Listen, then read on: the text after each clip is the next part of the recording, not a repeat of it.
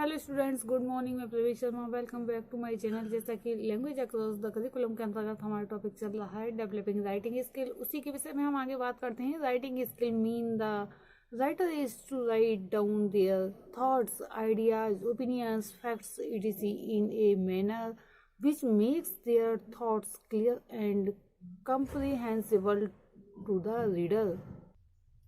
भाषा विशेष में स्वीकृत लिपि प्रतीकों के माध्यम से विचारों तथा भावों को अंकित करने की कुशलता ही जो है लेखन कौशल है। सामान्यतः प्रत्येक भाषा की अपनी लिपि व्यवस्था होती है। इन लिपि प्रतीकों को वे ही समझ सकते हैं जो इसे जानते हैं। उन्हें इस भाषा की लिपि की व्यवस्था का पूरा ज्ञान होता है। इसका तात्पर्य है कि लेखक द्वारा लिपिबद्ध विचारों तथा भावों को वे ही समझ सकते हैं, वे ही पढ़ सकते हैं जिन्हें उस भाषा तथा उसकी लिपि भाषा की समुचित जानकारी होती है। Good writing needs to have good vocabulary, correct grammar and spellings, vowels, consonants along with perfect pronunciation. This is the structure which makes reading a joy and a pleasure. तो इस संबंध में हम introduction, meaning of writing skill, need of writing skill, importance of writing skill के विषय में देख चुके हैं। आज हम देखेंगे एम्स या फिर ऑब्जेक्टिव्स ऑफ राइटिंग स्किल।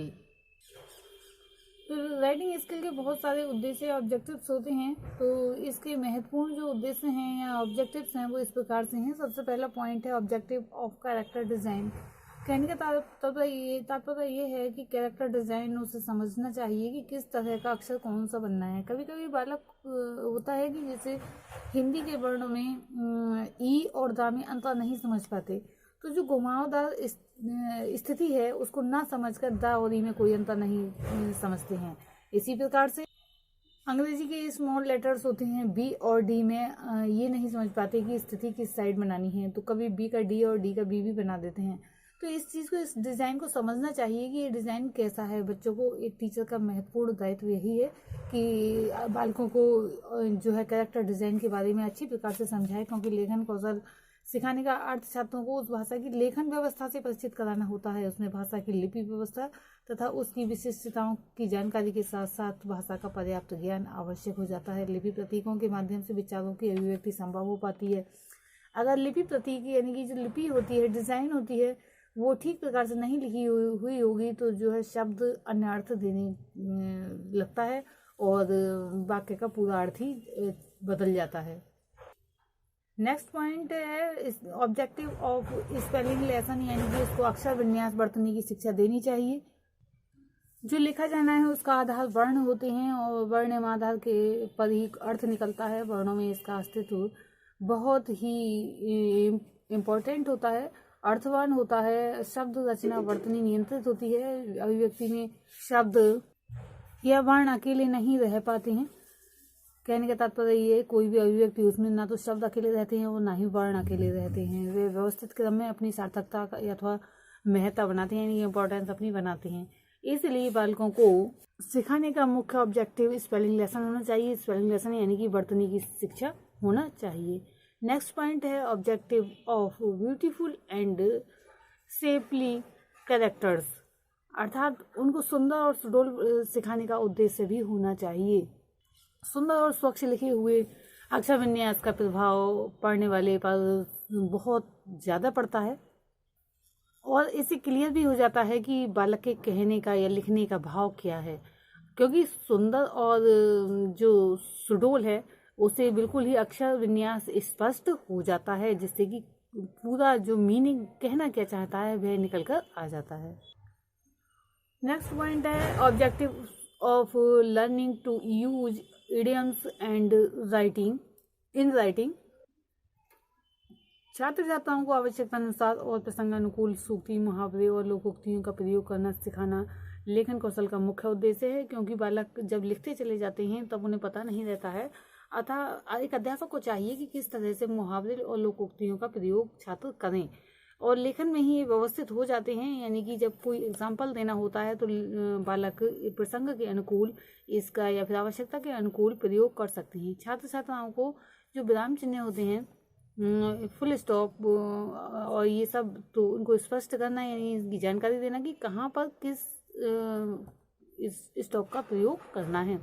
उनको विषय के अनुकूल भाषा शैली का प्रयोग कराना, यानी कि लैंग्वेज की जो शैली होती है उसका प्रयोग कराना सिखाना लेखन कौशल का मुख्य उद्देश्य है। स्टूडेंट्स को अपने एक्सपीरियंस और थॉट्स को तार्किक दवा से लिखित रूप में प्रस्तुत करने योग्य बनाना भी लेखन कौशल का मुख्य उद्देश्य है। उनकी साहित्य के प्रति रुचि जागृत करना, जो लिटरेचर है बहुत ज़्यादा है, और जब बालक अपना जो एक सीमित सिलेबस पढ़ते हैं तो उस दौरान अन्य को भूल जाते हैं। अतः एक लेखन कौशल का उद्देश्य ये भी होता है कि उन्हें साहित्य के प्रति रुचि उत्पन्न करें, यानी कि अन्य साहित्य को पढ़ने के लिए भी प्रोत्साहित करें। कभी कभी होता है कि छात्रों में इतनी रुचि आ जाती है कि वे साहित्य निर्माण करने में, यानी कि साहित्य लेखन में भी लग जाते हैं।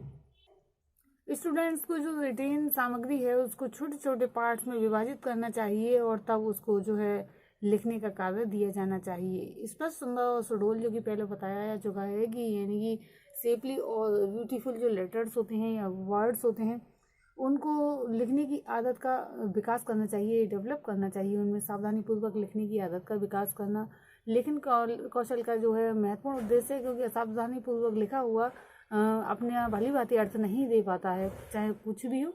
छात्र छात्राएं यानी कि स्टूडेंट्स का हिंदी भाषा एवं साहित्य के प्रति संतुलन एवं स्वस्थ दृष्टिकोण उत्पन्न करना है, क्योंकि अंग्रेजी भाषी जो है हिंदी को हे दृष्टि से देखते हैं, लेकिन ऐसा नहीं होना चाहिए। हिंदी की वर्णमाला जो है वैज्ञानिक है और उसके प्रति जो है सम्मान के भाव रखने चाहिए एक अध्यापक को भी, तभी छात्र भी रख सकेंगे। बालकों में सृजनात्मक यानी कि क्रिएटिव शक्तियों का विकास कर मौलिक रचनाएं लिखने के लिए प्रेरित करना। कहने का तात्पर्य यही है, यहाँ पर आ जाता है कि रचनाएं लिखने के लिए प्रेरित तभी हो सकेंगे जब जो अभी ऊपर बताए गए हैं सारे ऑब्जेक्ट्स को ध्यान रखा जाएगा बालक को लेखन कौशल कराते समय।